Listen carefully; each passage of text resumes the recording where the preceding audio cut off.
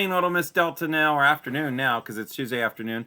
GPod did not get this recorded Saturday morning and have it go live on Tuesday for a bunch of reasons. He was helping with the Forever in Forks Festival, the Twilight Festival here in Forks, in a bunch of different roles, and put in his 14 miles in the building in about 48 hours.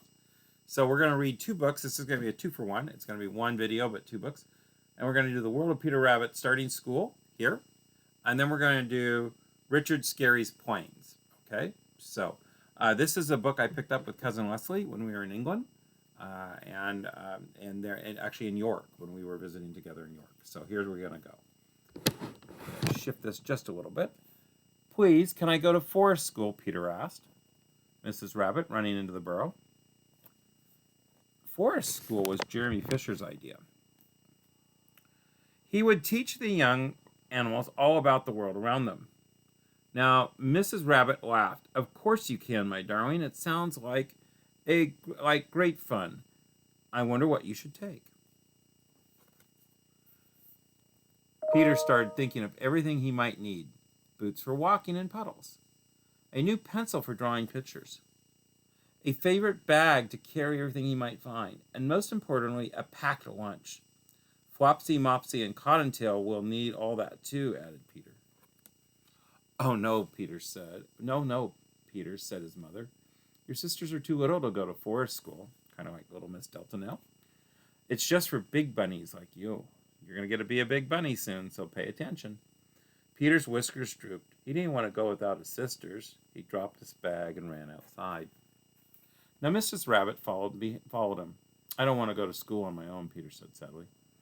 Oh, little one, Mrs. Rabbit said. You won't be on your own. Benjamin will be there. But I won't know what to do, cried Peter, and Mrs. Rabbit reminded him that everyone would be new and Mr. Fisher would help them all. Peter felt a bit better. The little rabbit still had lots of questions, though. Can I sit next to Benjamin? Will we be allowed to talk? What if I don't know the answer? Will there be snacks? And Mrs. Rabbit smiled and led Peter back inside.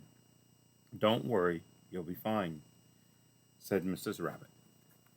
Now back in the burrow, Peter's sisters had a surprise for him. They had decorated his bag for him. They had even added their favorite toys to keep him company at school. Peter felt much better and slept that night without a worry. The next morning, Peter felt very nervous again, and he held on tight to Mrs. Rabbit's paw.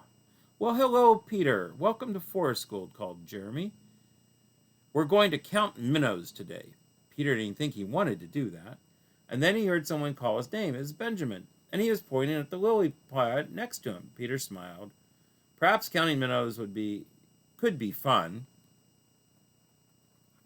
And after school, Peter ran into the burrow.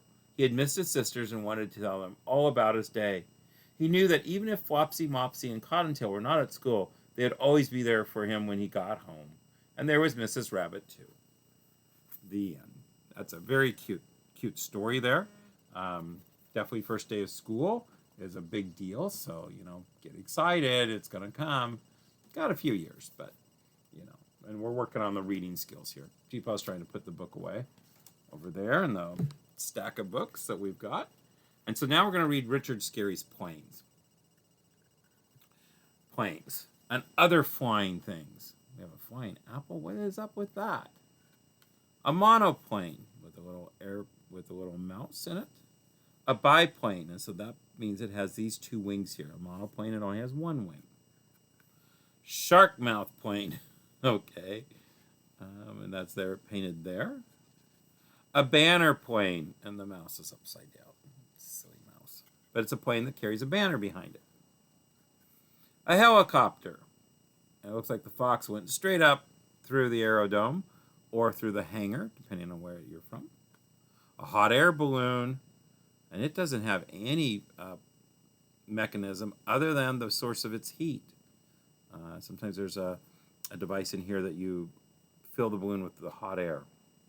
An applecopter.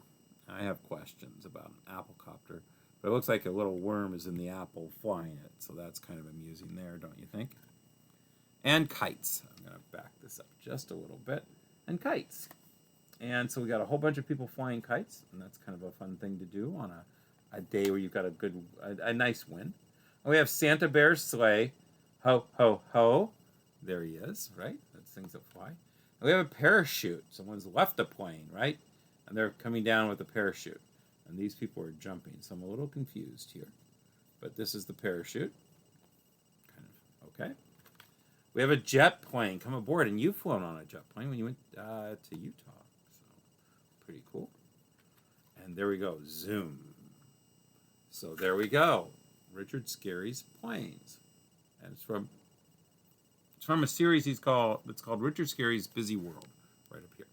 So there we go, a 2-in-1 day. So with that, we're at the end. So it's time for Nux, high five, low five, twists and twirls, loves to you, to the bigs, anybody else who's stepped in and watched this along with us. Hope you have a great week. Got a couple books that are a little bit longer for the next ones. Women in Sports, A is for America, things like that. So, and then we're going to get into our fall. And so that should be a lot of fun. All right, that's it. Lots of love. Bye-bye.